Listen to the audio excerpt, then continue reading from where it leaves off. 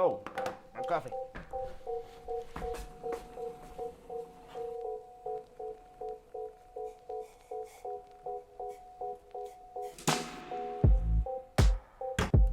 Such a mess right now. Oh.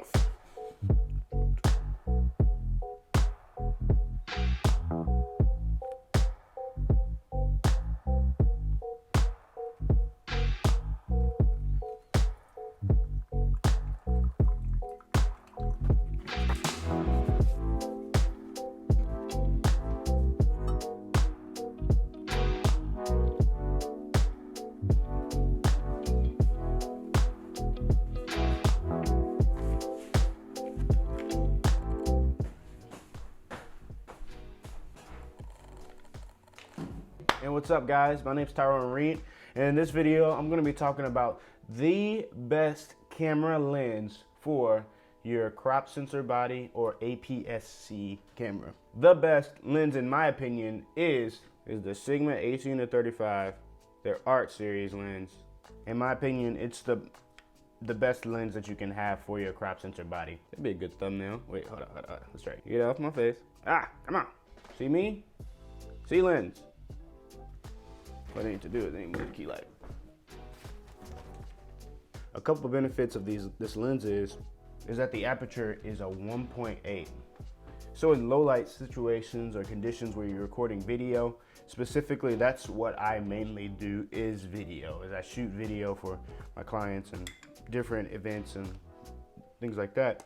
And whenever you have a aperture that goes down to a 1.8, it really does help, because especially on crop sensor bodies, when you don't have a full frame, there's not as big of a sensor. So the higher you bump the ISO means the grainier your image is going to be, you know? So the purpose of using a lens like this with a 1.8 aperture is really good because it lets in a lot of light when you open it up. Because it's an 18-35 millimeter lens, 18 is going to be pretty wide for a lot of your shots that you're doing, you know? So I'm gonna go ahead and just get a shot here why 18 millimeters will be. That since this goes on a crop sensor or APS-C size body, it's gonna take that 18 millimeters and you're gonna multiply that times 1.6.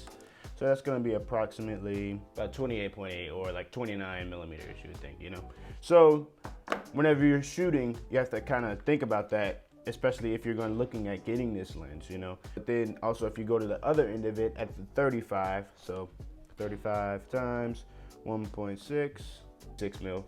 Essentially, you would think of it as a 28 or a 29 millimeter to a 56, around that. To be honest, it's super sharp. Like the first time I used this lens, and I was like, man, I don't know, you know, I'll to be honest, I got on YouTube. I started watching videos and they're like, you know, don't invest into the body. Like, I'd rather you spend money on your lenses, you know? And like, I really realized that when I first used this lens. This lens is, when I bought it, it was about like $700 or so, and got it off of Amazon. You probably can get it cheaper or maybe more now, you know? But when I first used this lens, I was like, you know, $700. Like, I'm spending $700 on one piece of equipment, you know? It's not my camera that's gonna be shooting, and which is, you know, you're investing into it, you know? Like when I first used this lens, oh my goodness.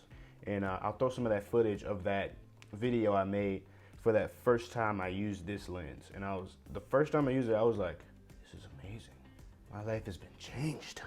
I love this lens so much, man. Like, it's literally stayed on this camera body since I've really got it.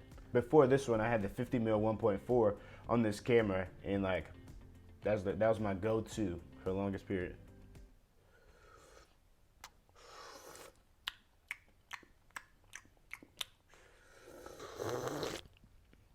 This camera is perfect for landscape/city shots. When you're like downtown. I go out with a couple friends and shoot photos every once in a while, you know. That was the first thing I really got into when I started getting into cameras. I was a photographer when I was in high school. I like took a photography class, like photography 101 in like high school back when I was like 15. Started doing was photography. This camera is really good for landscape slash cityscape type of photography and video. You know, it's a super wide angle lens. It's just gonna be able to capture so much in that frame. I mean, it is a crop sensor body, but at the same time, a 28 or literally this shot, let's see, equivalent to this is a full frame with the 5D Mark IV, a 24 mil right here is a similar equivalent to the 18 as a wide because of the crop, you know? So I typically have this around like, yeah, so because of that, it's really good at capturing a good wide shot for you, you know? I've used it multiple times going up and taking pictures of trees, of nature, of the city, of cars whizzing past, of night photography.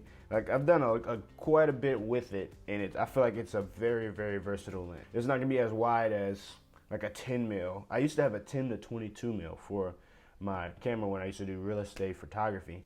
This is a perfect lens for landscape or for super wide angle shots. Or this lens is really good for vlogging, because if I wanted to get on here and record myself, it's a super, yeah, if I want to get on here and just like record myself and walk around the house, no. Card's full. What? So if I wanted to like vlog myself, and if I do go on any vlogs, it's more than likely gonna either be this camera with the 18 to 35 or there it is. Need this. It's either gonna be this camera or with this 18 to 35 on here, or it's gonna be the 24 to 70 there. And you see my card's full, so.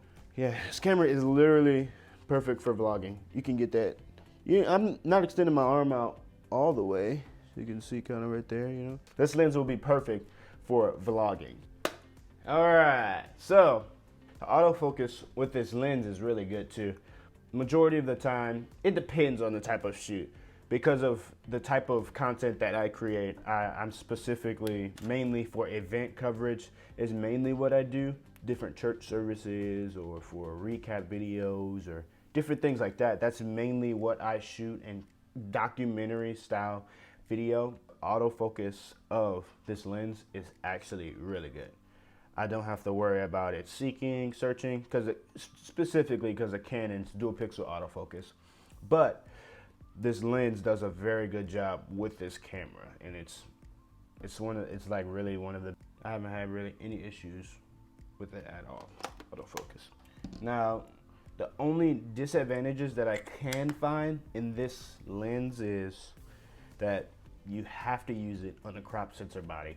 Because it's a 1.8 aperture, it's gonna be a little bit deadly heavy, like this thing, you know. This 70-200 is an absolute monster, you know. Size comparison, it's not as heavy as this one, but it's a little bit of beef, you know. It's probably like 2 pounds or something like that, compared to this thing is probably like 4 pounds, you know. So it's a little heavy, but it's not a monster.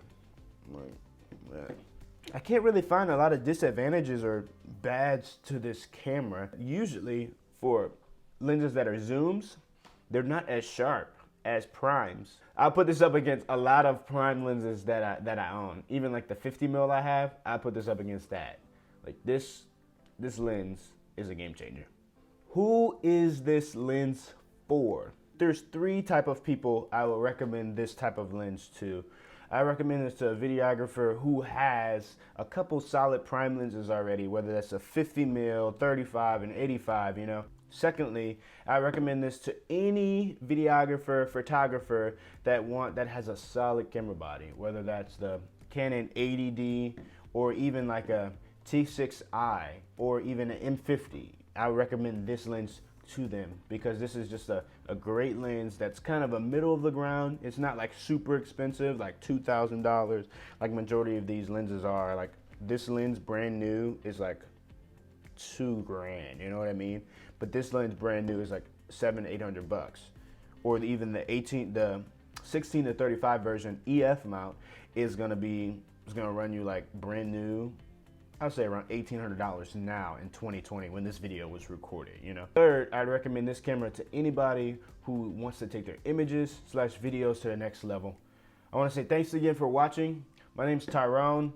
go ahead and subscribe. Go ahead and smack that like button. Go ahead and hit that bell. Hit that notification bell so you can get some more notifications when I post new videos. I'm really trying to take this YouTube thing in 2020 really strong, and I'm really excited about it. Got some new gear, and I plan in a couple months to try and get the 1DX Mark III and put all my chips on the table, you know? So I'm excited. Thanks again for watching. My name's Tyrone. I'll see you on the next video. Peace.